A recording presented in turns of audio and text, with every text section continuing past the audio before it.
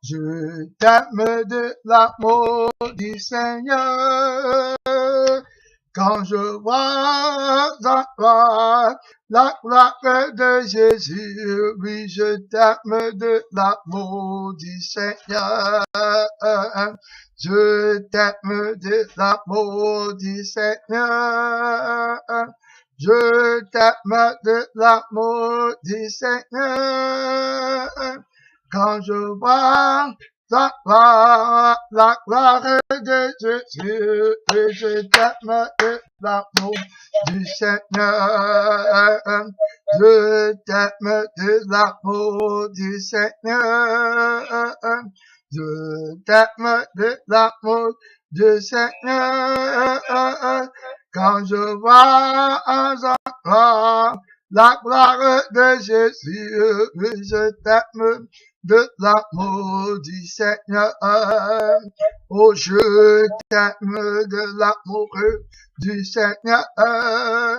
Oh, je t'aime de l'amour du Seigneur. Quand je vois en toi la gloire de Jésus, oui, je t'aime de l'amour du Seigneur. Je t'aime de l'amour du Seigneur. Il faut l'accrocher, Sylvie, l'appelle, accroche, Sylvie, l'appelle. Je t'aime de l'amour du Seigneur.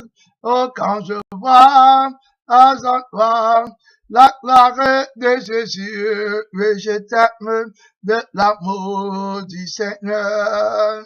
Quand je vois en toi la gloire de Jésus, oui, je t'aime de l'amour du Seigneur. Amen, amen. On va prier, on va prier. Père puissant, nous te rendons gloire pour ce moment, pour cette grâce, pour cette opportunité, pour ce privilège où tu nous appelles à venir communier avec toi, à venir parler avec toi, à venir manger avec toi, à venir être transformé, régénéré, lavé, purifié. Je t'aime de l'amour du Seigneur. Je t'aime de l'amour du Dieu vivant. Quand je vois en toi la gloire du Seigneur. Merci Seigneur. Merci Dieu Tout-Puissant. Au nom Tout-Puissant. Merci Jésus-Christ. À toi soit la gloire. Merci Seigneur. Merci Seigneur. À toi soit la gloire. Merci Jésus-Christ. Amen. Amen. Je t'aime de l'amour du Seigneur. Je t'aime de l'amour du Seigneur. Quand je vois en toi la gloire de Jésus, je t'aime de l'amour du Seigneur. Oui, quand je vois en toi la gloire de Jésus, oh oui, je t'aime de l'amour du Seigneur. On va prier, tu vas mettre ton corps, ton âme, ton esprit entre les mains du Dieu vivant. La prière commence, tu tournes ton corps, ton âme, ton esprit vers le Seigneur Tout-Puissant. Tu ne luttes pas contre la chair, contre le sang, mais contre les méchants esprits dans les lieux célestes. Tu luttes contre les dominations, les autorités. Tu luttes contre les chaînes de l'ennemi. Demande la grâce à Dieu. Remets ton corps, ton âme, ton esprit entre les mains du Créateur. Consacre-toi, tu vas voir comment le Saint-Esprit va t'aider. Le Saint-Esprit va prier dans ton cœur. Il va te donner la force d'invoquer le Dieu Tout-Puissant. Demande à Jésus-Christ la grâce, la miséricorde. Beaucoup de personnes sont mortes. Beaucoup de choses se produisent dans le monde entier. Des choses incroyables. Demande la grâce à Dieu pour que tu sortes indemne, pour que tu sortes sans tâche, pour que tu sortes heureux, pour que tu entres dans la gloire de Dieu. Je t'aime. Le Seigneur t'aime de l'amour éternel. Donc demande le Seigneur la force de la donnera. Mon Père Tout-Puissant, roi de gloire, je viens devant le trône de Dieu avec mon corps, avec mon âme, avec mon esprit, ma conscience, ma pensée. Je me rassemble de toutes parts. Oh, souverain sacrificateur, selon l'ordre de Melchisédek, Jésus, je viens devant toi, qui a eu le sang de l'alliance éternelle, qui est entré dans le lieu très saint et a obtenu rédemption éternelle pour mon âme. Jésus-Christ, je viens prier pour prier. Je viens prier pour jeûner. Je viens viens prier pour avoir la grâce de Dieu, pour être brisé, contré. Seigneur, mon Père éternel, je prie pour que la lumière de Dieu s'élève sur moi. Je prie pour la force de Dieu, la force de Dieu. Mon Père tout-puissant, je prie, mon Père qui est dans le ciel, délivre-moi de toutes sortes de faiblesses, dans toutes sortes de chaînes, d'attaques de l'ennemi, de force de l'obscurité. Mon Père tout-puissant, Jésus, je t'en supplie, délivre-moi de somnambulisme spirituel. Aie pitié de moi. À toi soit la gloire. Ma sœur, prie pour que le Seigneur te donne la force, l'esprit de feu, l'esprit de Seigneur, l'esprit de gloire, l'esprit de puissance, l'esprit de prière, l'esprit qui consomme les ténèbres, qui consomme les ténèbres. Demande à Jésus la force de Dieu pour que ton amour ne se refroidisse pas. Mon Père éternel, entre tes mains, je remets mon corps, je remets mon âme, je remets mon esprit, ma conscience, mon subconscient, je remets ma bouche, je remets mon cœur. Mon Père tout-puissant, je remets tout mon être entier entre tes mains. J'abandonne tout ce que j'appelle le mien. Mon Père, j'abandonne tout ce que j'appelle le mien. Ne permets à personne d'en reprendre le mien. Jésus, je te bénis, Seigneur. Jésus, je te bénis, mon Père. Maître du ciel, maître de la terre. À toi soit la gloire. Au nom tout-puissant de Jésus. Au nom tout-puissant de Jésus. Merci, Seigneur. Amen, amen, amen.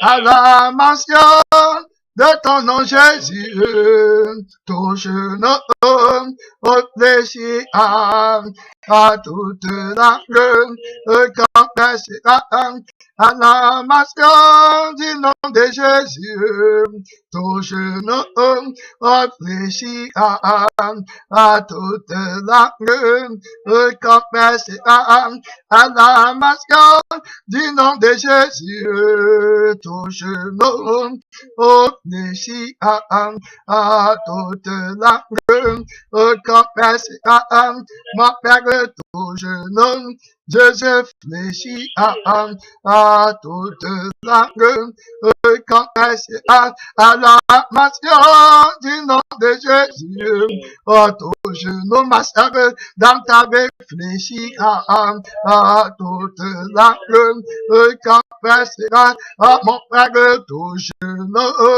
réfléchis à toute la confessera à la mention du nom de Jésus, touche nos réfléchis à toute la confessera, mon Père éternel, touche nos Seigneur fléchis à toute la confessera, touche nos réfléchis à toute la confessera, le mur de Jéricho sont tombés, le mur de Jéricho sont tombés quand les enfants de Israël la mur de Jéricho sont tombés, la mur de Jéricho sont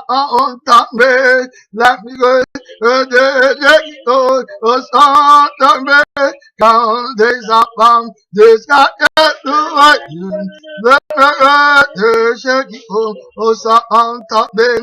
La mur de tes problèmes sont tombés. Oh, la mur de tes problèmes sont tombés. Oh, les enfants de Israël, la mur de Jéricho sont tombés dans ta vie.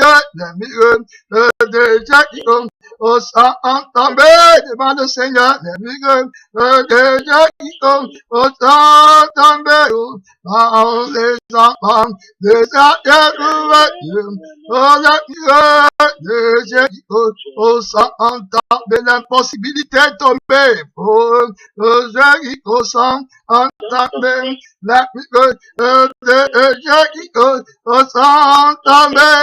Oh, les enfants de Israël, la mur de Jéricho Oh, ça entend, mais quels que soient les problèmes là, des milliers de gens qui tombent. Oh, ça entend, des milliers de gens qui tombent. Oh, ça entend, dans les enfants de chaque jour.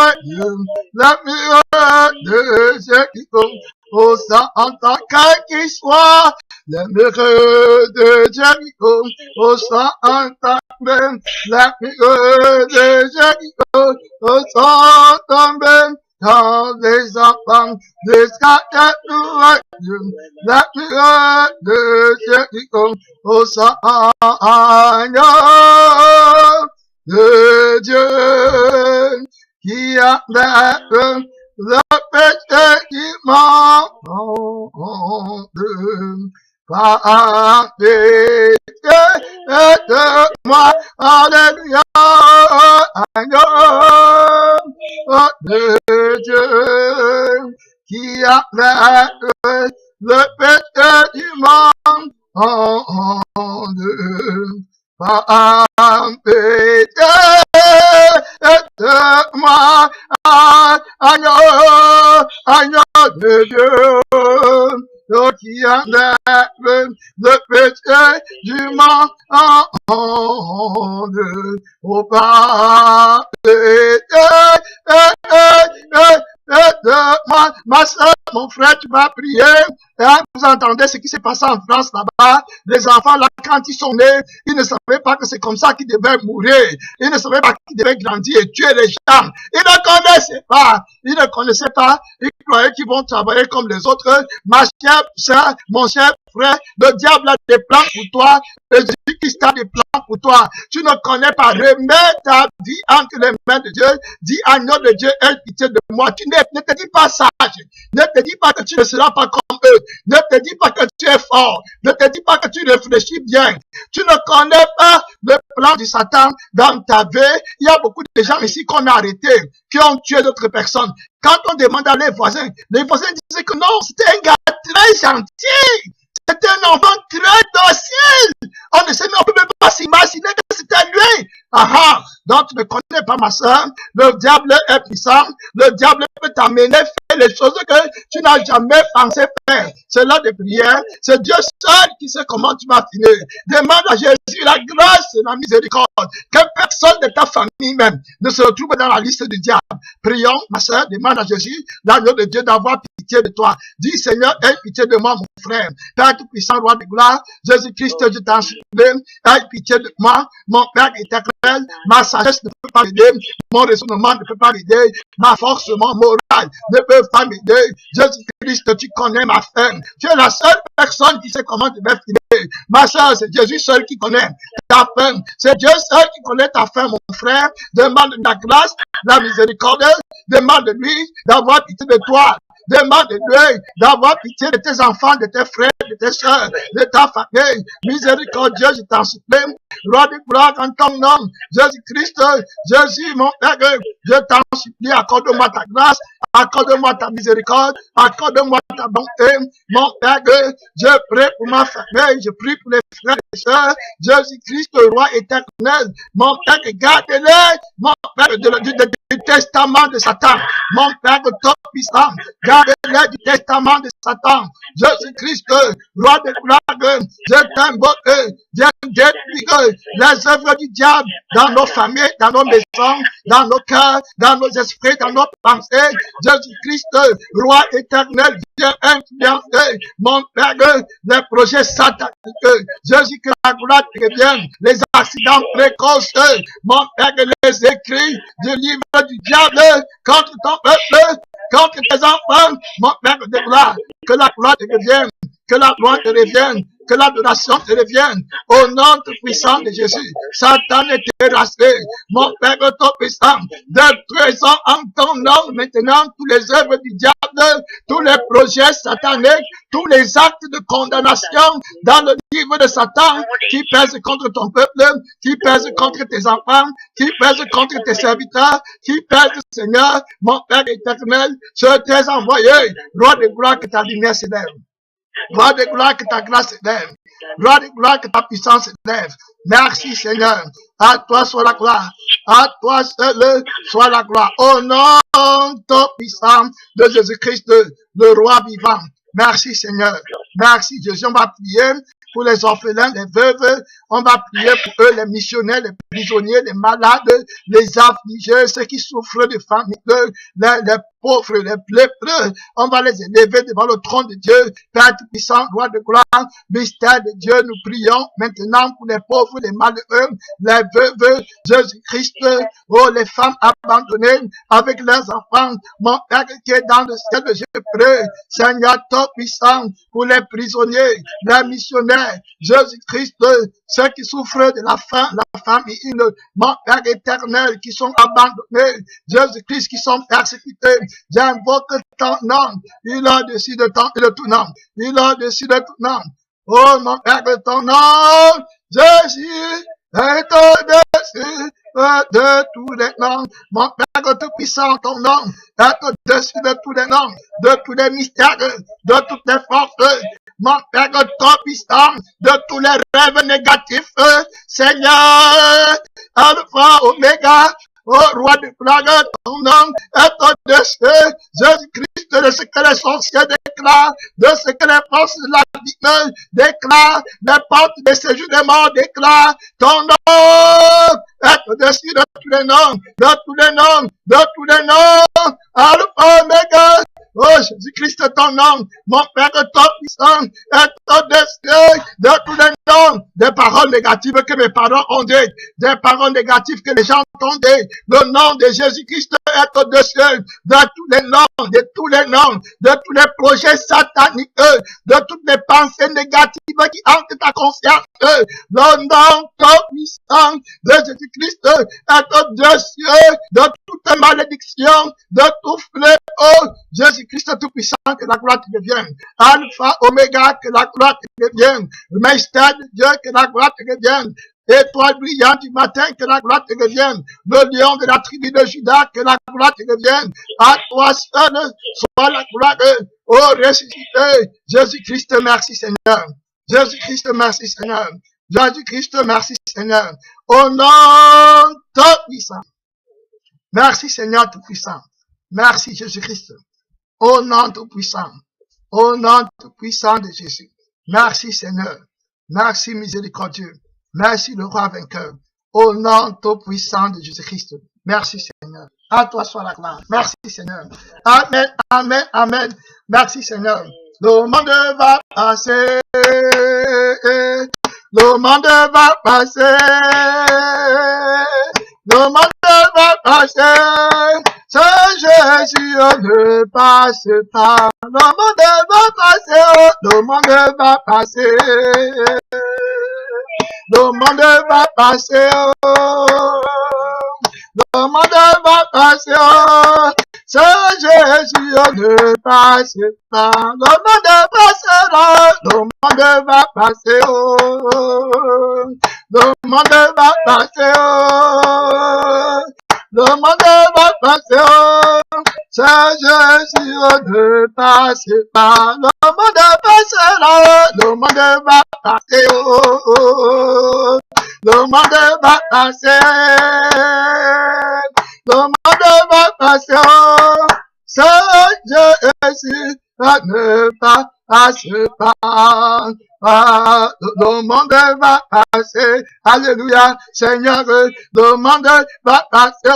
Mon Père, Alpha, Omega, le monde va passer. Oh, ce Jésus ne passe pas. Le monde va passer. Oh, alléluia. Tout ce que tu possèdes va passer. Oh, alléluia. La vanité va passer. Oh, ce Jésus ne passe pas. Ta richesse va passer. Ta gloire va passer. Ton orgueil va passer. Ce Jésus ne passe pas. Le monde passera. Le monde va passer. Alléluia. Alléluia. Le monde va passer. Le monde va passer. Jésus ne passe pas. Oh, ta force va passer. Alléluia, alléluia. Tes larmes vont passer. Alléluia, alléluia. Ton orgueil va passer. Oh, Jésus-Christ ne passe pas. La mort va passer. Oh, alléluia. La mort va passer. Oh, oh. La malédiction va passer. Oh, Jésus ne passe pas. Le monde passera, le monde va passer, oh, oh. Le monde va passer, le monde va passer, oh. Jésus ne passe pas.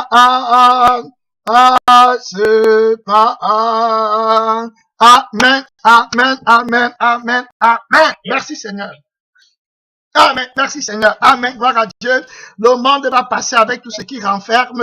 La puissance du monde va passer. Les châteaux du monde vont passer. Les belles maisons, les gros comptes en banque, les grosses voitures, le prestige, le respect, la gloire du monde, le succès du monde va passer. Amen. Seul Jésus-Christ ne passe pas. Amen. Merci Seigneur. Aujourd'hui, on va lancer un coup d'œil sur la parole de Dieu. C'est ce qu'on a fait à l'église, que je vais expliquer, que je vais parler aujourd'hui, je vais approfondir notre enseignement, je vais essayer d'aller plus lentement. Amen. On est en train de parler de la communion. Amen. Donc, on a commencé la communion la fois dernière. On a parlé de Melchisédek, si vous vous rappelez bien. On a dit que Melchisédek était un sacrificateur qui était venu devant Abraham. Et ce Melchisédek-là était venu devant Abraham avec le pain et avec du vin pour communier avec Abraham. On avait vu que Abraham était le patriarche, et il avait en lui tout Israël qui n'était pas encore né. Mais Dieu voyait Israël en lui. Donc Abraham va venir devant Melchisédek, entrer en communion avec Dieu. Et la Bible nous dit bien que le Seigneur s'est décrit, ce Melchisédek-là, c'est le Seigneur Jésus-Christ, et il est venu devant Abraham, il n'est pas venu avec autre chose pour communier, il est venu avec le pain qui est son corps, qui est sa chair, et puis le vin qui représente son sang, pour communier avec Abraham. Et il s'est d'abord défini comme souverain sacrificateur. Il s'est défini comme celui-là qui enlève les péchés. Amen. Donc, le sacrificateur, la fonction du sacrificateur, c'est d'enlever les péchés. Donc, le souverain sacrificateur faisait l'expiation des péchés par l'offrande de son corps. Et il annonçait déjà la fonction de Jésus-Christ qui serait le souverain sacrificateur éternel. Donc, il enlève d'abord le péché d'Abraham et il se déclare roi de justice. Donc, Melchisédek s'appelait le roi de justice. Et j'avais expliqué ce que voulait dire le roi de justice. Ça veut dire qu'il nous a donné la sainteté de Dieu. Et la justice de Dieu est donc satisfaite parce que nous avons la vie éternelle après avoir été sanctifiés.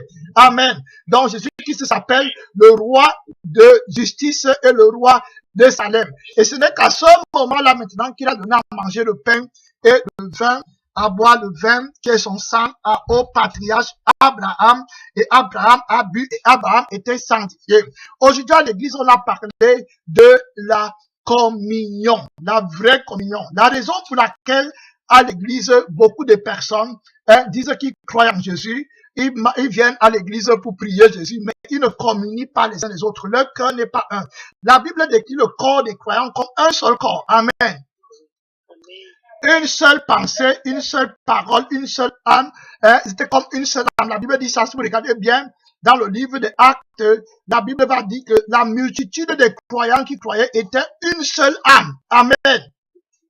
Une seule âme. On parle de la vraie communion, la vraie repentance, la vraie purification, la vraie communion avec le Seigneur. Parce que la vraie communion, c'est le corps, la vie de Jésus-Christ que nous recevons. Amen. Et si la vie de Jésus est en moi, si la vie de Jésus est en toi, si la vie de Jésus est en l'autre, on doit être automatiquement un. Amen. Donc, on ne doit pas être divisé. Oh, aujourd'hui, si vous regardez le corps de Jésus-Christ, beaucoup de gens disent qu'ils communient avec le Seigneur, mais ils sont divisés dans l'église. il y a les commérages, il y a les haines, il y a les jalousies, il y a les rancunes. Donc, on ne peut pas communier comme ça. Donc, on va voir aujourd'hui la communion, c'est quoi? La fois dernière, je crois que j'ai essayé ça avec vous, mais on n'est pas allé jusqu'à la fin. Donc, avant d'entendre, de bien comprendre ce que veut dire la communion, je vais rentrer avec vous, je vais lire beaucoup de versets. Et je vais aller doucement. Donc, il faut écrire. J'ai déjà dit que si on suit bien les enseignements, on pourra enseigner les autres. Amen. La communion est très importante. Si tu ne peux pas communier à l'église avec les frères, tu ne pourras pas communier dans ta maison, avec ton mari, avec tes enfants, avec tes frères, avec tes sœurs. Tu ne pourras pas avoir la vraie communion. La raison pour laquelle le corps de Christ est séparé, les chrétiens sont malades, les chrétiens sont rongés par les esprits de colère, de rivalité, de rancune, parce qu'ils ne communient véritablement pas avec le Seigneur. On va voir ce qu'il faut faire pour avoir accès à la véritable communion du Seigneur. Donc, je commence rapidement dans le livre de Genèse 14, le verset 17 à 20. Je vais lire, écrire les versets et puis je vais expliquer un peu rapidement. Amen. La sœur Bérénice, amen. Voilà, j'espère que tu me suis. Parce que, comme tu ok, si je dis ça parce que si je vais trop rapidement, il faut me dire. Dans Genèse 14, le verset 17 à 20, je vais lire.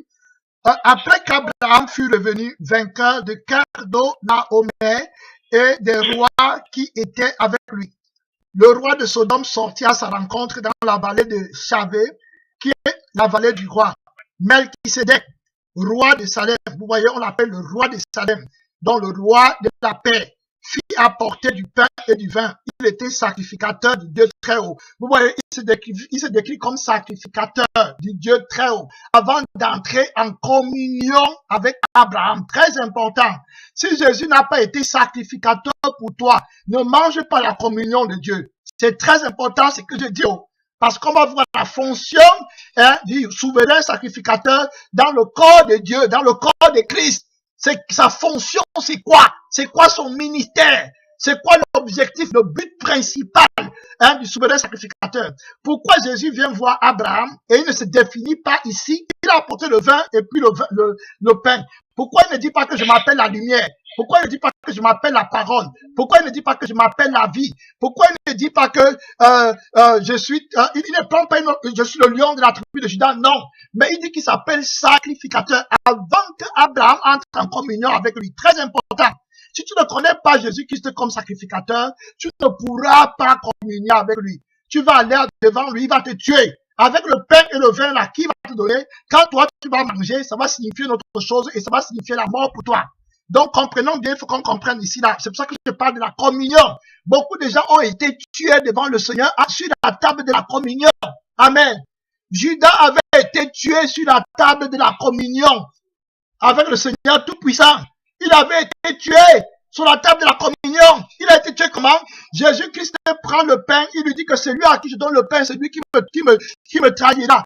Quand il mange le même pain que les disciples ont mangé, la Bible dit que Satan entrait dans lui. Et il sortit. Du coup, dans la mort, c'était fini pour lui. Satan est entré dans lui et du coup, il a allé prendre la pensée pour vouloir tuer le Seigneur. Il avait mangé indignement le corps de Christ. C'est très important de comprendre. Il ne connaissait pas Jésus-Christ comme souverain sacrificateur. Donc, Jésus n'avait pas fait l'expiation de ses péchés. Parce que le principe, l'objectif du souverain sacrificateur, c'est de faire l'expiation des péchés du peuple de Dieu avant d'entrer en communion avec Dieu. Donc, il est le réconciliateur. On est en train de parler de la communion. Même dans les familles, les gens n'ont pas la communion. Dans les réunions, les gens n'ont pas la communion. Dans l'église, il n'y a pas de communion. La vraie communion, il n'y en a pas. Il y a les rancunes, il y a les jalousies, il y a les luttes d'influence. Je vous dis la vérité, il n'y a pas de véritable communion. Il y a les murmures cachés. Ah, on va voir sur la parole de Dieu. Il y a les murmures, il y a les tendances à côté, en bas. D'autres attendent les mauvaises nouvelles des autres. D'autres cassent, d'autres en arrière. Il n'y a pas la vraie communion. C'est impossible. Quand Christ n'est pas le centre de cette vie, on va voir pourquoi il n'y a pas la véritable communion. Dans la communion, c'est pas seulement à l'église. Donc, si tu n'as même pas de la communion à la maison, ne vas même pas essayer d'aller devant le trône de Dieu pour essayer l'abominable acte de dire que tu vas même communier. Et beaucoup de pasteurs sont morts devant le trône de Dieu. Beaucoup des enfants de Dieu sont morts devant le trône de Dieu. Beaucoup de prophètes sont morts. Beaucoup de gens, c'est pour ça que vous allez voir, les gens écoutent La communion, là, quand parlons du corps de Christ, on dit que c'est la parole de Dieu qui a été faite chair. Beaucoup de gens écoutent la parole de Dieu, mais ils meurent. Ils deviennent encore pires devant le trône de Dieu. Ils deviennent encore plus méchants. Hein, parce que Dieu les tue avec la parole qu'ils écoutent, parce qu'ils viennent manger indignement le corps de Christ. Donc, je vous disais donc que Melchisedec s'est défini comme sacrificateur du Dieu très haut. Voilà, ce Melchisedec qui s'est défini comme sacrificateur avant d'entrer en communion avec Abraham, on va voir pourquoi il s'était défini comme sacrificateur. Hein? Et on va voir d'abord c'est qui même d'abord le sacrificateur. J'avais déjà vu avec vous dans la parole de Dieu. Amen.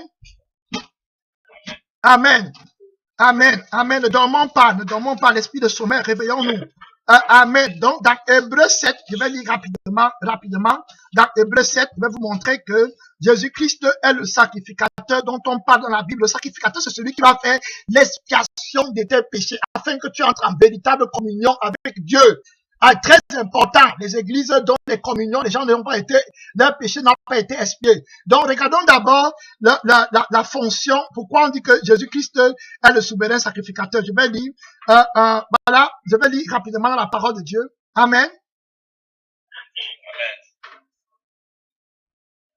Merci Seigneur. Donc, je vais lire dans Hébreux 7, le verset 21 au verset 27. Je vais lire rapidement, hein. Je suis en train de dire que là, je suis en train de parler, ce Melchisedec était sacrificateur. Et Jésus va venir comme sacrificateur selon le nom de Melchisedec. Je vous avais expliqué ça hier. On avait lu dans le livre d'avant-hier, ou bien il y a 2 jours, on avait lu dans le livre de Jean que Jésus a dit que si vous ne mangez pas ma chair et vous ne buvez pas mon sang, vous n'avez pas la vie en vous-même. Et la chair dont Jésus parlait, c'était le pain qu'il a apporté, et le vin dont il parlait, c'est son sang que Abraham a bu. Et n'oubliez pas que je vous avais dit aussi que quand Abraham buvait le vin là et qu'il mangeait la chair de Christ, il mangeait ça avec tout le corps de Christ, c'est-à-dire que toute l'assemblée des croyants qui seront en lui. Au moment où il était en train de manger ça, aussi il mangeait ça avec lui. Donc il était sanctifié avant de manger la vraie communion de Dieu, afin que la bénédiction de Dieu existe en lui. Et je vous avais expliqué d'où j'ai pris le raisonnement là. Je vous avais dit que Lévi, quand Abraham a payé la dîme au sacrificateur, au souverain sacrificateur, la Bible dit que Lévi aussi, qui était dans les reins d'Abraham, avait payé. Donc, de la même manière aussi, comme Abraham a mangé le pain et le vin, nous qui étions dans les reins d'Abraham, nous avons communié avec Dieu, avec le sang de Jésus-Christ et le corps de Christ. Voilà ce qu'on a mangé comme nourriture. Donc maintenant, je vais lire pour montrer que c'est Jésus qui est le souverain sacrificateur et pour montrer sa fonction. Donc dans Hébreux 7, le verset 21 à 27, je vais lire. La Bible dit, car tandis que les Lévites sont devenus sacrificateurs sans serment, Jésus l'est devenu avec serment par celui qui l'a dit. Le Seigneur a juré et il ne s'en repentira pas. Tu es sacrificateur pour toujours. Amen. C'est ce qu'on a dit que Melchisedec est sacrificateur pour toujours. Donc Jésus-Christ est sacrificateur pour toujours selon l'ordre de Melchisedec. Amen. Donc la Bible dit au verset 22, Jésus est par cela même le garant d'une alliance plus excellente. De plus, il y a eu des sacrificateurs en grand nombre parce que la mort les empêchait d'être permanents. Mais Jésus, parce qu'il demeure éternellement, possède un sacerdoce qui n'est pas transmissible. Amen. Donc on est sous le sacerdoce du souverain sacrificateur, le Seigneur Jésus-Christ. Amen. Ce n'est pas une blague. Le nouveau Melchisedec, c'est lui qui est notre sacrificateur. Le verset 25 dit, c'est aussi pour cela que Jésus peut sauver parfaitement ceux qui s'approchent de Dieu par lui, étant toujours vivant pour intercéder à leur faveur. Le verset 26, on parle de Jésus comme souverain sacrificateur. Il faut qu'on comprenne.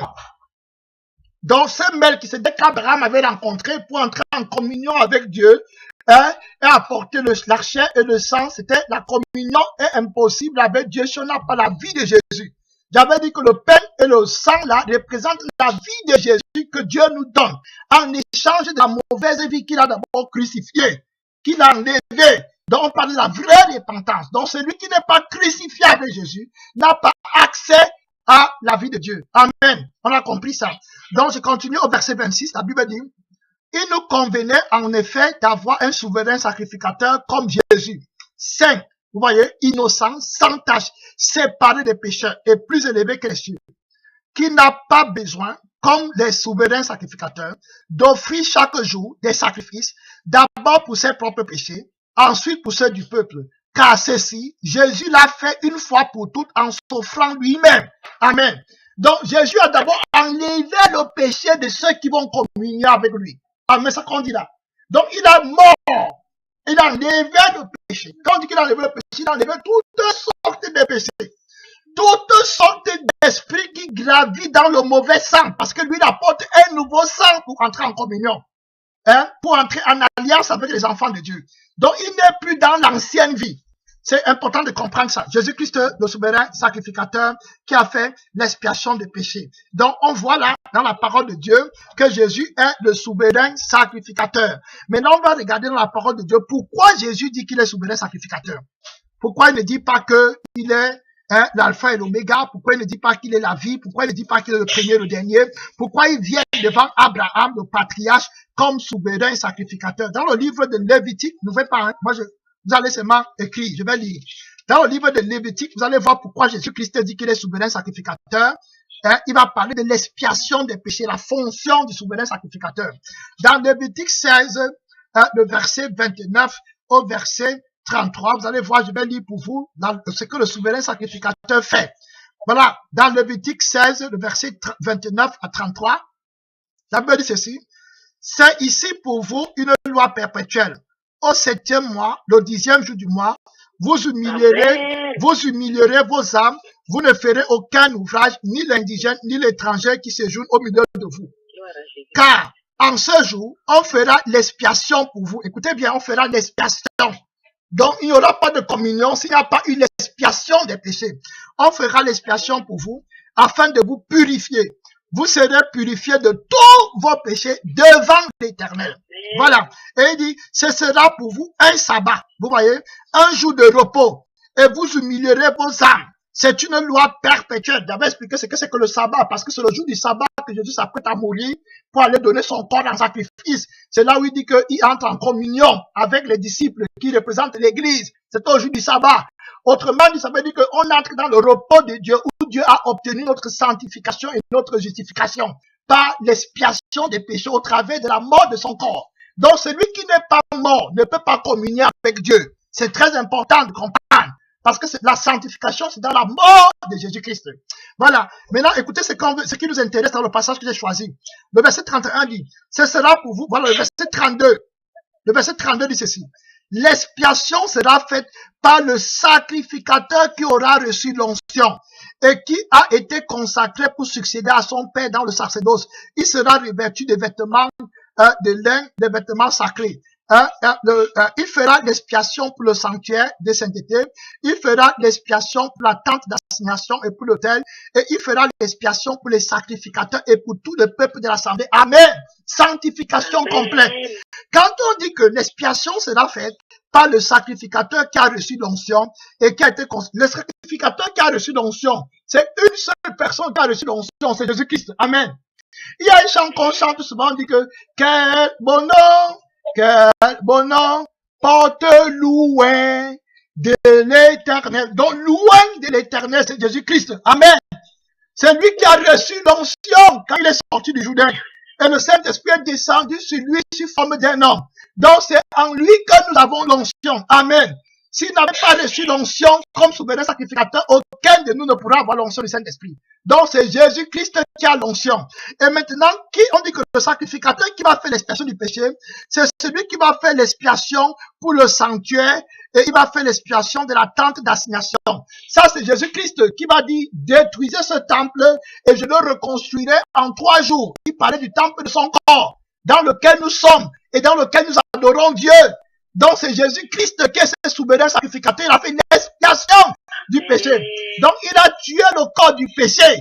Et il a donné le nouveau corps et le nouvel esprit. C'est important de comprendre. Donc voilà pourquoi Jésus se présente à Abraham comme souverain sacrificateur avant d'entrer en communion avec Abraham. Quand Abraham mange le pain et il boit le sang de Jésus, en lui, il n'a aucune hypocrisie. Il n'a rien d'impur. Il n'a rien que Dieu n'approuve. Abraham devient participant de la sainteté et de la nature de Dieu.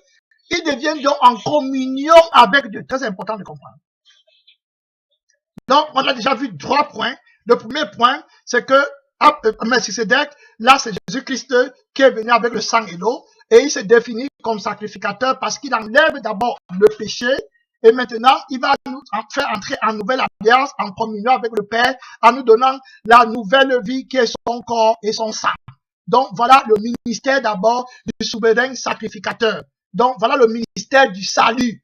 Voilà, donc quand tu n'es pas sanctifié, tu ne peux pas dire que tu es en communion avec Dieu. Et puisque nous sommes en Jésus-Christ, on devait avoir la communion parfaite. On n'a pas de secret. La raison pour laquelle il n'y a pas de vraie communion dans le corps de Christ, parce que les chrétiens sont des grands menteurs, des grands tricheurs, des grands fraudeurs. Ils ont trop de péchés. Et ils mangent indignement la parole de Dieu, et la parole là les tue, parce qu'ils viennent communier avec le Seigneur Jésus-Christ, ayant des mauvais penchants dans leur cœur. Tu viens à l'église, tu écoutes la parole de Dieu, tu pries, mais tu n'étais jamais complètement donné à Jésus-Christ. Tu n'es jamais passé par la purification de tes péchés. Hein? La purification de tes péchés. Donc, il y a beaucoup d'étapes que tu dois traverser afin d'atteindre cette purification-là. Tu ne peux pas communier avec Dieu, tu ne peux pas avoir la puissance de Dieu. Abraham a eu la puissance sur les rois. Amen. Il est sorti vainqueur après avoir communié avec Dieu. Quand tu communies avec Dieu, tu auras toujours la victoire. Dieu n'est pas un Dieu de détresse, de mort, de trucs, d'échec. Dieu est un Dieu de victoire.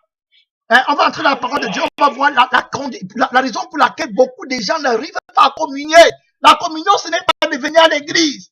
La communion, ce n'est pas de prendre ce que le prêtre ou bien le pasteur dit que va sur le corps de Christ. Et puis tu manges, et puis ton corps n'est pas transformé, régénéré. La communion, là, c'est la vie de Jésus. Donc, on a vu ici, là, les 3 points, là. On va continuer encore, un peu plus loin. On a déjà vu d'autres points.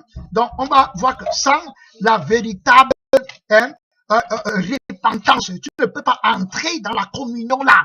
On va dans le livre de 1 Corinthiens 11, avant d'entrer dans l'autre détail. Dans 1 Corinthiens 11, vous allez voir comment l'apôtre Paul va parler aux Corinthiens. Et il va leur dire que vous mangez le corps de Christ et vous êtes morts. Vous allez à l'église, vous mourrez. Dieu vous tue dans le lieu très saint. Hein, parce que vous venez à sa table avec des hypocrisies, avec le mensonge. Vous ne laissez pas qu'il se présente à vous comme souverain sacrificateur pour faire l'expiation de vos péchés. Il y a toujours des petits trucs dedans. Les démons sont assis toujours avec des petites rébellions. C'est pour ça que Dieu tue les gens. On va aller dans le livre, on a vu ça avec Ananias et Saphira, hein, qui étaient venus dans le lieu très saint. Oh, ne dormons pas. On va lire dans le livre de 1 Corinthiens, voilà, le chapitre 11, on va lire clair, dont la sanctification est la condition nécessaire pour avoir la victoire. Je vais lire à partir du verset 17, je vais m'arrêter à 18. D'abord, 1 Corinthiens 11, le verset 17 à 18, voilà ce que Paul dit. Le titre c'est « Sur la manière de célébrer le repas du Seigneur ». Le repas réunit les gens. Le repas, c'est la nourriture spirituelle. C'est la parole de Dieu qui est devenue chair, afin que nous mangions et participions à la sainteté de Dieu. Jésus dit que quiconque mange de ce pain vivra éternellement. Mais aujourd'hui, les gens mangent le pain là et ils meurent. Pourquoi se fait-il ainsi? Pourquoi est-ce que les gens partent à l'église, ils écoutent la parole de Dieu, mais ils ne changent pas? Ils sont seulement comme ils étaient avant. Ils ne se sont jamais repentis. Il y a toujours les malices, les démons en eux de cupidité, de ruse. Ils cachent les péchés. D'autres disent que j'ai abandonné mes péchés, mais ils ne se sont jamais confessés. Et je suis en train de parler de ça à l'église. Qu'il n'y a pas de véritable communion si tu n'as pas confessé tes péchés. Il n'y a pas de véritable communion quand entre toi et moi il y a les secrets. Ce n'est pas la vie de Jésus. C'est la vie de mensonge. C'est pour ça que les démons gagnent beaucoup de chrétiens. Et ils ne grandissent pas dans la foi et dans la grâce de Dieu. Ils ont les péchés cachés. Hein? La Bible dit la confession, quand tu es né de nouveau, tu fais honte et démons. Tu confesses devant les anges, tu confesses devant Dieu, tu confesses devant les frères qui ont l'esprit de Dieu, qui ont le nom écrit dans le livre de Dieu. Il n'y a pas de secret. La Bible dit confessez vos péchés les uns les autres afin que vous soyez guéris. Hein? Donc, les chrétiens qui ont des secrets ne connaissent pas la communion. Donc, beaucoup de chrétiens sont repentis de certains péchés, mais les démons sont toujours assis en eux. Et ces chrétiens-là, quand la parole de Dieu veut, Jésus veut les sanctifie, ils viennent voir le mauvais démon. La parole devient une malédiction pour eux. Oh, ils ne comprennent plus. Hein? Après, maintenant, ils deviennent de plus en plus méchants, mauvais. Hein? Ils n'avancent pas au Seigneur Jésus-Christ. Ils restent avec la connaissance des versets bibliques, mais leur vie est pourrie. Ils meurent devant la table de Dieu. Parce qu'ils ne sont pas venus en vérité devant le Seigneur. Ils ont confessé les péchés à leur bouche, ils cachent. Ils marchent dans l'obscurité. Jésus dit qu'il est la lumière. Amen. Dans la lumière, rien n'est caché. J'ai dit ça parce qu'il y a beaucoup de chrétiens qui n'ont jamais confessé les péchés. Même à l'église, à la bouche je dis ce que je disais aux gens. Et tu les vois toujours avec les boucles d'oreilles, les maquillages, les trucs. Jésus ne peut pas les libérer. Il ne peut pas entrer en communion avec Jésus. Avant la prière, ils vont se quereller. Il vient prier. Tu vois, c'est comme ça sera toujours comme ça. Et il vient communier. Tu communies quoi? Purifie-toi d'abord, Jésus va te tuer. Si tu ne te répands pas, le Seigneur Jésus-Christ va te tuer. Amen. On va continuer ici, dans 1 Corinthiens 11, le verset 17 dit. Voilà ce que Paul dit, sur la manière de célébrer le Seigneur. Il dit, en donnant cet avertissement, ce que je ne loue point, c'est que vous vous rassemblez, non pour devenir meilleur, mais pour devenir pire. Tu vois, les chrétiens, ils viennent pour manger le corps de Christ, mais ils deviennent pires. Vous ne regardez pas? Jésus dit ça dans la foi, je suis sauvé il y a 1 an, il y a 3 ans. Mais tu es pire qu'avant. Pourquoi? Tu n'es jamais répandu, tu manges indignement le corps du Seigneur. Indignement. Les pasteurs qui ne comprennent plus la Bible, ils lisent la Bible pour chercher la parce que Jésus les a tués, ils sont morts. C'est fini, il est prêt pour le péché, ils sont déjà morts, le Seigneur les a déjà enlevés, ils n'ont même plus ça, c'est fini pour eux. Jésus les a déjà jugés, c'est comme Judas. Judas ne pouvait plus avoir peur de Jésus. Jésus lui dit que tu me trahis. Il ne pouvait plus comprendre, c'est terminé, il ne connaissait pas la crainte de Dieu. Mais il appelait Jésus Seigneur. On dit vous assemblez pour devenir pire parce qu'ils ont les démons là, ils ne se sont pas repentis. Tout chrétien qui a honte de se tenir devant l'église de Christ, de dire que moi que tu vois là, je me masturbais. Ce n'est pas un enfant de Dieu. Voilà ce que je répète encore aujourd'hui. La Bible dit que les vrais ont vaincu par la parole de leur témoignage. Amen. C'est la parole là qui donne la force et qui prouve que tu appartiens à Jésus. Jésus dit que quiconque me confessera devant les hommes, je les confesserai devant mon Père. Donc j'ai commis ça contre Jésus. Jésus m'a délivré. La raison pour laquelle même certains chrétiens ne peuvent pas évangéliser, c'est parce qu'ils ne sont pas passés par la véritable purification, donc ils n'ont pas de témoignage. Si moi j'arrive un frère, il est en train de se masturber, venez dire mon frère, Jésus m'a délivré de la masturbation. Voilà ce que je vais lui dire, je ne suis personne. Les démons et chrétiens, s'ils ne communient pas avec Jésus, donc ils n'ont pas la vie de l'humilité de Jésus en eux. Donc ils ont la vie de l'orgueil, des démons là qui les cachent des péchés. Les démons là sont assis en eux. Donc ils ont deux faces. Donc ils ne peuvent pas témoigner, ils ont honte du témoignage qu'il faut rendre à Jésus. C'est que je vous disais, j'étais un prostitué avant.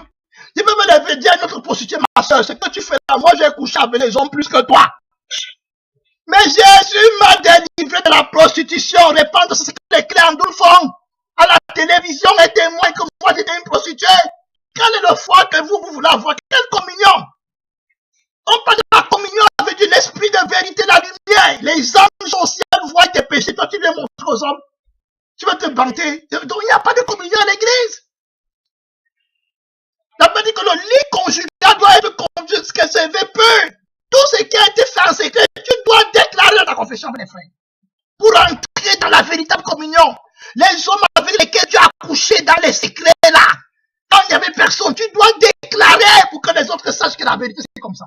Les femmes avec lesquelles tu as couché, que tu as abusé dans la chambre, tu dois déclarer. Tu es enfant de Dieu. Tu dénonces les œuvres des ténèbres. Pour entrer dans la communion avec Melchizedek. Il a apporté déjà le pain avec le vin pour que tu te donnes une nouvelle vie. Et tu veux garder encore la vie là, pourquoi? Dénonce-les pour que Jésus les chasse et les expose à l'ignominie. Ce sont les démons. Tu les protèges. Et comme des écritures, non, le pasteur ne doit pas connaître mes péchés, les frères ne doivent pas connaître. Tu es un gros menteur. On va dire la parole de Dieu et tu vas voir que les frères confessent les péchés des uns aux autres. On confesse, on parle publiquement. Parce que tu es passé des ténèbres à la lumière. C'est en confessant comme ça que le Seigneur voit que tu rends témoignage. Et tu ne peux pas vaincre ta bête sans témoignage. Vous allez voir les chrétiens, ils n'ont pas de témoignage. Quand ils arrivent avec les païens, ils sont pareils. On mange, on boit. Hey, alléluia, tu as quel témoignage? C'est pour ça que vous voyez les chrétiens sont tués avec les mondains. Parce qu'ils n'ont donné jamais leur témoignage. Peut-être que quand moi, avec les gens avec qui j'allais en boîte, les filles avec qui je couchais, première chose, quand je les vois, comment ça va? J'ai donné ma vie à Jésus. Tu sais ça? Quand on était là-bas, je te mentais. Moi, j'avais ma femme à la maison. Et puis, je te mentais que je n'étais pas marié. Je lui dis la vie, tu es enfant de Dieu. C'est pas que tu viens avec les malices, tu communies avec le souverain sacrificateur. Avec la vie de Melchisédek maintenant qui agit en toi. La vie, la chair, le sang de Jésus, c'est ça que tu as. C'est ça qui agit en toi. Tu n'es plus dans les choses du honte. La honte pour toi, c'est de cacher. Vous voyez, celui qui est véritablement de nouveau et qui est passé de la vie du monde, de la pensée du monde à la pensée de Dieu. Pour lui, c'est quand il cache ces choses-là qu'il a honte. Parce qu'il a honte devant Dieu. Il voit comment Dieu le regarde et dit, oh, donc tu as honte de moi. Voilà, donc tu aimes ces choses-là. Va les dénoncer. Les esprits des ténèbres qui emmènent les gens en enfer, qui excitent ma colère dans le monde. Va dire à mes frères, va dire à l'église, que voici pourquoi je les tue. Qui se répand, qui confesse les péchés, afin que je les guérisse. Tu as volé l'argent, tu déclares. Tu vas voir la soeur, tu dis que ma soeur, c'est moi qui avais volé l'argent là. Quand tu cherchais, c'était moi qui avais volé. Tu confesses. Quand tu as parlé comme ça, tu es libéré. Même la soeur là va dire que non, mais il s'est vraiment repenti. Déjà, même qu'en confessant là, les gens là vont dire, on témoignait. L'apôtre Paul disait que moi qui suis un homme violent, qui ai persécuté l'église de Jésus, il pitié de moi. Voilà son témoignage. Les premières personnes à qui l'apôtre Paul a témoigné, n'est-ce pas, c'est les gens avec qui il marchait pour aller tuer les gens de l'église de Jésus-Christ. Il les a témoigné que je suis plein d'amour. Toi, tu as quel témoignage? Quelle communion? Parce que tu ne communies pas avec Jésus. Et même à l'église, tu ne peux pas être un avec tout le monde. C'est pour ça que vous arrivez à l'église, il n'y a pas d'église, oubliez. Les chrétiens n'engagent. Je vous ai déjà dit que quand vous voyez les gens avec les pantalons, les hauts talons, les boucles d'oreilles, enlevez ça de votre bouche. Ce ne sont pas des chrétiens. Parce qu'ils ne mangent, je vous dis que quand tu ne manges pas le corps de Jésus et tu ne bois pas son sang, tu ne peux pas comprendre la parole de Dieu. La même parole va te tuer et t'endurcir dans tes péchés. Et tu vas aller prendre la parole de Dieu exactement comme Judas a fait. Judas aussi mangeait le pain là. Il était à la table, il était à l'église. Mais il y avait un esprit contraire à lui parce qu'il ne connaissait pas Jésus comme souverain sacrificateur, celui qui fait l'expiation des péchés. Quand Jésus est venu me libérer, j'avais la force en moi pour aller à l'église me tenir. J'ai dit au pasteur que je vais me tenir pour confesser mes péchés. Quand je confessais mes péchés, il ne revenait pas. J'ai dit que oui, c'était moi. Je partais avec les prostituées. J'entrais dans la maison là, j'ai payé mon argent pour aller coucher. Oui! Mais j'étais chrétien, tu sais que tu ne connais pas encore le souverain, ça que tu n'es pas encore sauvé. L'esprit de mensonge encore en toi. Et méfie-toi parce que Jésus va te laisser. Et les démons là vont commencer à te faire croire que tu es sauvé. Voilà comment Jésus meurt. Parce que Judas croyait qu'il était encore enfant de Dieu, que Jésus a la pitié de lui. Alors qu'il était déjà mort. Le souverain sacrificateur de la communion, tu es sauvé, tu t'amuses avec ton âme. Les gens qui réfléchissent, ils choisissent les gens. Tu n'as pas de témoignage. Moi, je peux prêcher partout, je suis libre. Parce que j'ai confessé mes péchés et tout le monde connaît. C'est pas que j'ai deux faces. À Douala, je suis une autre personne. À Yaoundé, je suis une autre. Au Canada, je suis une autre personne. Quand j'arrive au Gabon, je suis, c'est quoi? J'étais un voleur, j'étais un menteur. Arrêtez-vous là. Moi, j'étais un voleur, menteur, un adultère, un fornicateur. Voilà ce que j'étais. C'est ça que je viens de prêcher, que Jésus-Christ a une nouvelle vie. Voilà mon témoignage. Et tous les jours, c'est là où je me tiens. Arrangez la vie cachée, vous la faites que tu as fait. Le souverain sacrificateur a une nouvelle vie pour tout homme qui va se dépenser. Le verset 18 dit, donc il se rassemblait au verset 17 pour devenir pire, pas meilleur. Il livrait la Bible, il partait à l'église, mais il devenait pire. Et on les manque, les démons les pasteurs là, qui ont l'erreur, qui ne sont pas aussi confessés, vont aussi t'enseigner que tu peux cacher. Dieu te comprend. Tu n'es pas obligé de dire, mais ce qui dit pas que tu n'as plus de témoignage. C'est quoi ton témoignage? Tu ne peux pas te lever pour prêcher l'évangile parce que tu n'as aucun témoignage. Tu n'es ni chaud ni froid. Tu n'as aucun témoignage. Qu'est-ce qui s'est passé dans ta vie? Rien. Tu es tout comme tu étais avant. Jésus est qui? Il n'est pas le souverain sacrificateur, mais tu veux boire son sang. Le verset 18 dit, et d'abord, j'apprends que lorsque vous réunissez en assemblée, il y a parmi vous des divisions automatiquement. Les divisions, c'est pas seulement qu'on a parlé, mais dans le cœur, il y a des divisions.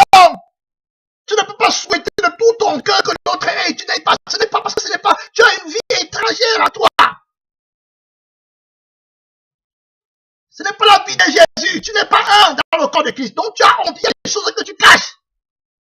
Je vous ai dit que le maquillage, c'est les filles qui cachent leur visage, qui cachent ce que Dieu les a fait. Donc ça représente déjà qu'en elle, il y a un mensonge, il y a quelque chose qui est déjà de caché. Quand moi j'étais dans le monde, je mettais beaucoup de lunettes fumées. Un jour, je suis entré dans un taxi, un chauffeur taxi a dit quelque chose qui m'a frappé. Il m'a dit que les gens qui mettent les lunettes fumées, ils ont quelque chose à cacher dedans, en eux. Pourquoi mettre les lunettes fumées? Tu vois, donc parfois c'est trahir sans s'en rendre compte. Et c'est vrai, j'avais beaucoup de choses à cacher. Beaucoup. Mais moi, je me rendais pas compte, je me disais que je mettais ça pour la mode. Mais je ne savais pas que c'est pas ça représentait, que c'était vraiment représentatif de ce qui s'est passé à moi. Tu ne te rends même pas compte que ton corps explique tout ce qui est en toi. Là, comment il faisait la philosophie, on nous disait que le corps et l'âme sont très liés et que le corps exprime l'état d'âme, notre état d'âme. Le corps exprime, ça c'est lié sur le corps. Quand on fait les investigations, un interrogatoire. Quand tu passes à l'interrogatoire, les enquêteurs lisent ton langage gestuel, la physionomie, comment ça annonce ton âme, ce qui se passe en toi. On va continuer, je vais continuer dans le livre 1 Corinthiens 11, le verset 23, maintenant verset 27, ce qui m'intéresse le plus, avant que j'ai encore combien de minutes, j'ai encore peut-être 5 minutes. Ok, le verset 23 au verset 29, je vais lire 1 Corinthiens 11, le verset 23, on est en train de parler de la communion, hein. Quand les gens partent à l'église, je vais prendre la communion. Quelle communion tu veux prendre? Quelle communion? Tiens-toi loin! Tu es déjà mort. Il croit que la communion, c'est que Seigneur Jésus. Moi-même, je croyais ça. Je dis, Jésus, j'ai péché hier, j'ai menti hier. Jésus-Christ, tu connais même plus, tu es déjà mort, tu peux prendre la communion de Dieu. Égocentrique, tu vis pour toi-même, tu es dans toutes sortes de rébellions, tu vas aller prendre la communion de Dieu. La Bible dit au verset 23. Voilà ce que l'apôtre Paul enseignait à l'église de Corinthe. Et ils avaient des divisions, mais ils voulaient prendre la communion de Dieu. Ok, dans 1 Corinthiens 11, le verset 23 au verset 28, écoutez ce que l'apôtre Paul a dit. Car j'ai reçu du Seigneur ce que je vous ai enseigné. C'est que le Seigneur Jésus, dans la nuit où il fut livré, il prit du pain. Et après avoir rendu grâce, le rompit et dit, ceci est mon corps qui est rompu pour vous, faites ceci en mémoire de moi. Le verset 25, de même, après avoir soupé, Jésus prit la coupe et dit, cette coupe est la nouvelle alliance en mon sang. Faites ceci en mémoire de moi toutes les fois que vous en boirez. Le verset 26, car toutes les fois que vous mangez ce pain, et que vous buvez cette coupe, vous annoncez la mort du Seigneur jusqu'à ce qu'il vienne. On a vu ça la fois dernière.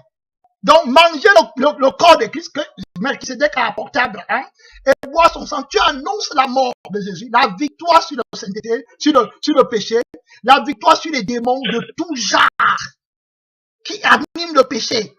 Hein, dans le corps, tu n'es plus dedans. Donc tu annonces que Jésus a vaincu Satan, a vaincu la mort, a vaincu le péché. La mort c'est le péché, a vaincu la racine du péché. Que tu es pur, que tu es dans la sainteté de Dieu maintenant. C'est ça que ça veut dire. Tu es dans la nouvelle alliance, tu es dans le nouveau sang de Jésus-Christ. Tu es irrépréhensible. C'est pour ça qu'on a décrit, mais c'est dès qu'on a lu, on dit que Jésus-Christ, il nous convenait d'avoir un souverain sacrificateur comme Jésus, qui est saint, irréprochable. C'est son sang que tu as maintenant. Saint irréprochable. Toi, tu es irréprochable, tu veux manger la communion. Tu n'es pas un. La communion veut dire que vous êtes un. La communion. Toute personne qui mange véritablement la communion est pure. Quand il te dit non, c'est non. Il n'a pas d'arrière-pensée. Il est libéré de tous ces genres de mensonges. Jésus déteste qu'on s'amuse avec la communion. Regardons ce que l'apôtre Paul va dire. C'est l'insulter. Regardez ce que l'apôtre Paul va dire au verset 28 à 29, ce qui m'intéresse le plus. Il dit ceci. Quand chacun donc s'éprouve soi-même et qu'ainsi il mange du pain et boive de la coupe. Écoutez maintenant 29, ce qui est très important. Il dit, car celui qui mange et boit sans discerner le corps du Seigneur, mange et boit un jugement contre lui-même. C'est ça qui arrive à Judas. Tu prends la parole de Dieu pour te mentir à toi-même et puis tu ne veux pas te repentir. Tu dis que tu es en train de manger le corps de Christ. Quelle parole de Dieu? Et tu vois, ils sont là avec la colère, la haine, la rancune. Quand tu commences à parler de la vraie parole de Dieu, les démons, là, ça agit en eux. Ils ne sont pas sanctifiés, ils sont finis. Jésus les a rejetés. Le verset 30 dit ceci, voilà ce qui est très important. Le verset 30 dit, c'est pour cela qu'il y a parmi vous beaucoup d'infirmes et des malades, des infirmes qui ne peuvent plus marcher dans l'Esprit de Dieu. Fini. Cherchez seulement les choses du monde. Les malades, et puis les deux côtés, hein, donc infirmes sur le plan physique et puis infirmes sur le plan spirituel, les deux. Oui, là ici. Amen. Clair. Et puis il dit, malade sur le plan physique et puis sur le plan spirituel, les deux s'appliquent. Et il dit, il y a parmi vous un grand nombre de morts. Tu t'imagines, tu viens à la table de la grâce et puis tu trouves la mort. Et la mort, là, les deux, il y en a qui sont morts spirituellement, qui ne vont plus jamais se repentir. Et il y en a qui sont aussi morts physiquement, les morts précoces. Jésus te laisse Satan te tuer comme Judas. Donc Judas était mort deux fois, d'abord spirituellement et puis maintenant physiquement. En mangeant sa table du Seigneur, regardez. Donc, je m'en vais à l'église, je m'en vais. Quelle église? Mort, enfer. Et c'est comme ça qu'il meurt comme les coqs, les poulets. Tu manges indignement le corps de Christ, tu te mens à toi-même. Tu ne t'es jamais repenti pour passer par la véritable purification. Tu n'as pas reconnu Jésus comme celui qui fait l'expiation des péchés. Tu n'as donc pas de souverain sacrificateur. Pourquoi tu veux manger son corps et son sang? Tu veux l'insulter? Il n'est pas un souverain sacrificateur du péché. C'est celui qui a reçu l'onction. Répands-toi véritablement. Après, on va dire, oh, il y a telle chose qui arrive à telle soeur, telle chose arrive à tel frère. Tu connaissais le cœur de la soeur là? Tu connaissais le cœur du frère là? On partait à l'église, tu les connaissais? Hein? Est-ce que tu les connaissais? Tu ne les connaissais pas. Tu passais seulement avec eux, mais tu ne savais pas qui ils étaient. Ils n'avaient pas participé, ils n'étaient pas sanctifiés, ils n'étaient pas purifiés. C'était une sœur. Quelle sœur? Tu connais le témoin de la sœur là? Tu connais les choses qu'elle fait dans la chambre? Tu connais les choses qu'elle fait avec les hommes dans le passé? Tu connais l'argent des gens qu'elle a escroqué? Tu connais les perversions dans lesquelles elle s'est engagée? Tu connais les choses qu'elle fait en secret? Tu connais l'escroquerie? C'était un frère, tu connaissais? Tu connais quel démon le conduit, agit en lui? Vous n'aviez jamais eu de communion? Je me rappelle d'un frère qu'on était en train de jeter en enfer. Et puis notre frère dit, Jésus, il est un frère qui le connaît. Puis Jésus lui dit que tu n'as jamais appris que le souffle de l'homme est une lampe de l'éternel qui voit jusque dans les entrailles. Alors que toi, tu ne vois qu'à l'extérieur. Le souverain sacrificateur. Je vais lire 3 versions, Marie, t'en prie. Ce n'est pas un temps de blague. Quand Jésus veut communier avec toi, sans la communion avec Jésus, Satan te prend du coup. C'est la communion qui te protège contre Satan. Judas n'a pas pu communier avec Jésus. C'est pour ça que Satan l'a du coup pris. Tu n'es pas un avec lui. C'est fini. Satan va te prendre. C'est même l'histoire. Tu es fini. Jésus t'attend dans la communion. Amen. Si tu n'entres pas dans la vraie communion, tu vas mourir. Jésus t'attend dans la véritable communion là. Si tu n'es pas entré dans la véritable communion là, c'est terminé pour toi. La Bible dit que celui qui cache ses péchés ne prospère point. On connaît tout ça. Donc, il faut que tu te purifies Dieu n'est pas un Dieu qui cache les péchés. Amen. Amen. Je vous ai donné l'exemple dans 2 Samuel 12. Je vais lire rapidement. Vraiment, quand je crois que je vais lire. Ceux qui sont fatigués vont partir parce que j'enregistre. Amen. 2 Samuel 12, 10, 14. Je vais lire ça. Il faut que je finisse le passage là. Parce que je suis en train d'enregistrer. 2 Samuel 12, le verset 10 à 14. Je vais lire rapidement. C'est quand David a péché contre Bathsheba. Dieu n'a pas caché. Dieu est un Dieu qui dévoile les péchés. Il avait dit qu'il a trouvé un homme selon son cœur. Mais il n'avait pas honte de dire les péchés que David a fait.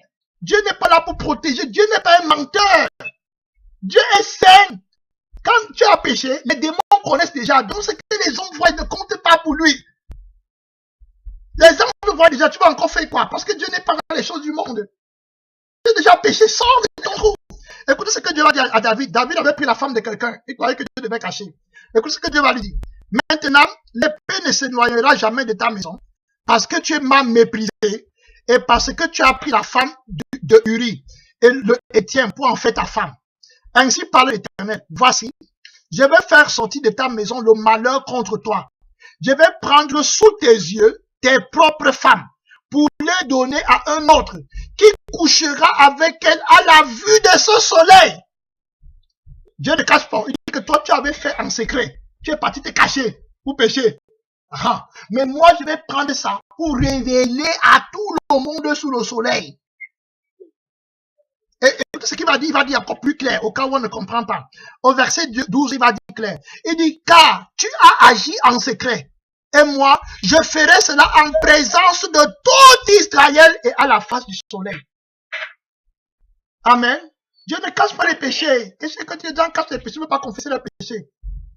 Et il a fait ça pour que David entre dans la véritable communion avec lui plus tard. Amen. Amen. C'est pas que tu caches tes péchés. Le monde maintenant connaissait que David a péché. 2 Samuel 12, le verset, tu vas lire le verset 10 à 14. Maintenant, le monde entier savait que tout Israël, maintenant, David était loin. Tout Israël savait que David a péché. Ok, je vais m'arrêter ici parce que je crois que je n'ai pas le temps de finir. Mais la Bible dit bien, dans le verset, Jacques 5, verset 16, la Bible dit, confessez donc vos péchés les uns aux autres et priez les uns pour les autres afin que vous soyez guéris. Amen. Maintenant, la Bible dit que confessez vos péchés afin que vous soyez guéris des deux côtés, physiquement et spirituellement. Amen. Il y aura la guérison. Et maintenant, quand la Bible dit confessez vos péchés, ça veut dire quoi? Remarquez que l'apôtre Paul a dit que beaucoup sont malades parce qu'ils mangent indignement le corps de Christ. Maintenant, l'apôtre Paul dit, l'apôtre Jacques dit que confessez vos péchés, ça veut dire que retirez les démons qui vous empêchent d'avoir la vraie communion avec Dieu. Maintenant, vous serez guéris. Purifiez-vous, vous mangerez le corps de Christ, vous serez guéris. On aura la vraie communion. C'est ça qu'il dit confessez vos péchés les uns les autres. La vraie purification, la vraie repentance. La vraie repentance. La vraie et complète. La repentance a deux phases. Il y a la confession, il y a l'abandon du péché, puis il y a la confession des péchés là. On dit qu'ils confessaient leurs péchés publiquement, ouvertement. Il y a quelqu'un qui croit que quand Dieu dit oui à Jésus, ça me suffit, c'est du mensonge. On va regarder dans le livre de 2 Pierre, je n'ai pas assez de temps parce qu'il faut qu'on arrête. Dans le livre de 2 Pierre 1,9. C'est pas vrai. 2 Pierre 1,9 dit quelque chose clair. 2 Pierre 1,9 dit clairement, c'est pas parce que tu as dit oui à Jésus que tu as donné ta vie, les enseignants, c'est des erreurs. La Bible dit dans 2 Pierre 1,9, la Bible dit, mais celui en qui ces choses ne sont point est aveugle. Il ne voit pas de loin et il a mis en oubli la purification de ses anciens péchés. Voilà ça. Il est dans la foi, mais il a mis en oubli. Ça veut dire qu'il a oublié la purification de ses anciens péchés. Il ne peut pas le Seigneur purifier. On a vu que le souverain sacrificateur va faire la purification des péchés. Pour entrer dans la vraie communion avec lui. Quelle communion les gens veulent sans vouloir se repentir? Quelle communion tu vas vouloir avoir sans passer par la repentance? C'est impossible. Donc, il faut que tu te repentes clairement. Dans Acte 2, verset 30. Non, dans Acte, on va dans le livre Acte, Ésaïe 1 dit ça, que venez et plaidons. Donc, il faut entrer dans la confession des péchés. Le Proverbe 28, verset 13 le dit complètement pour avoir la vraie communion avec Dieu. Le Proverbe 28 le dit aussi. Donc, si tu n'es pas dans la parole, tu ne pourras pas avoir la vraie communion. Tu vas seulement te mentir. Et ton cœur sera dur comme la pierre. Tu n'as pas la joie du Seigneur.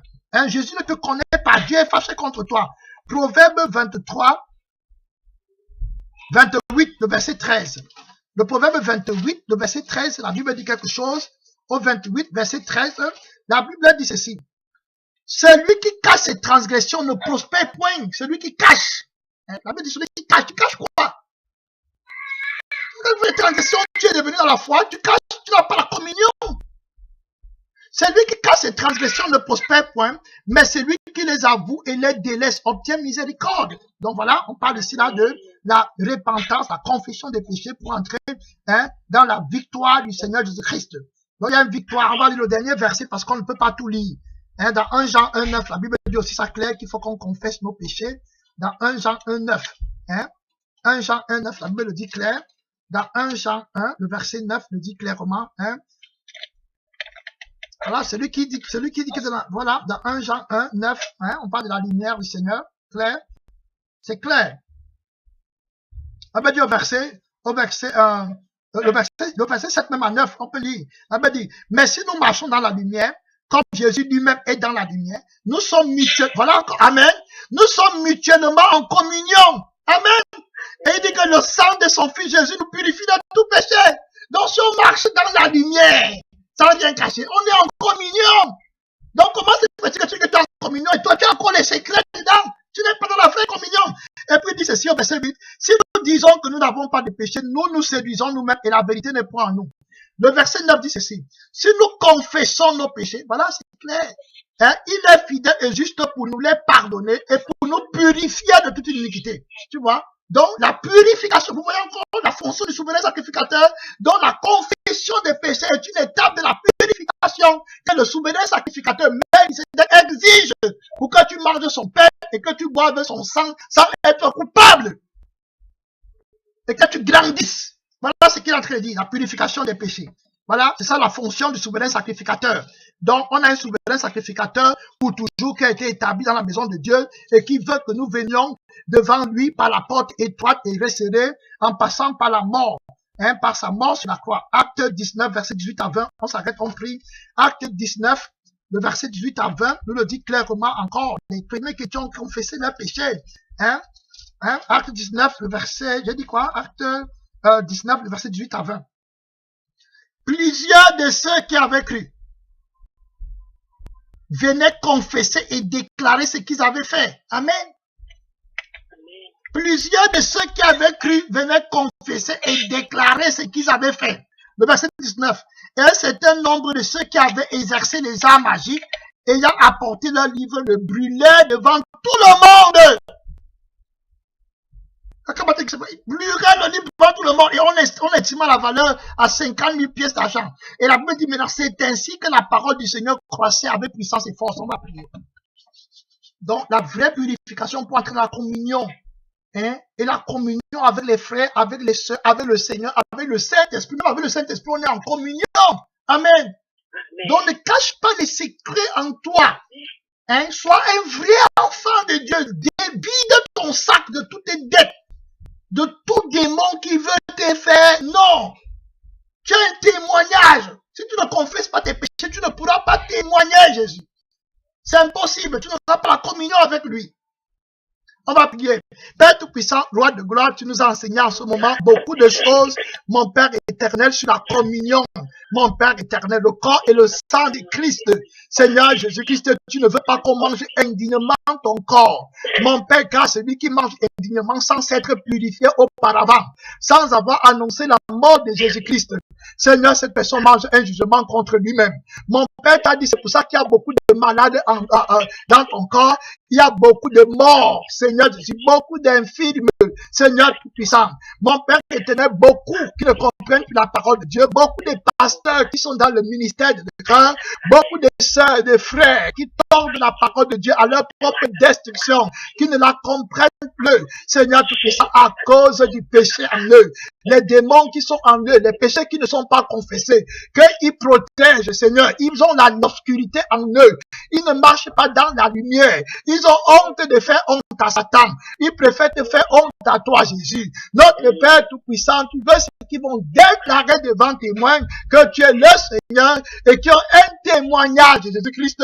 Ils vont dire, j'étais comme ça. Jésus-Christ m'a libéré de tout ça. Et Jésus peut te libérer. La Bible dit qu'ils ont vaincu Satan à cause de la parole de leur témoignage et du sang de l'agneau qui est le sang de la communion. Mon Père Tout-Puissant, nous te remercions. Fais de nous des véritables enfants qui communient avec toi. Mon Père, sans être rejetés devant la table de grâce. Seigneur, que nous soyons capables de manger sur la table de Christ sans être coupables d'un péché. Notre Père qui est dans le ciel, que ton nom soit sanctifié, car la victoire est dans ta communion. Que la gloire, la louange, l'adoration, la victoire, la puissance, l'autorité, l'admiration ne soient données qu'à toi seul pour des siècles éternels. En Jésus-Christ, notre Seigneur. Amen. Amen. Amen. Merci, Seigneur.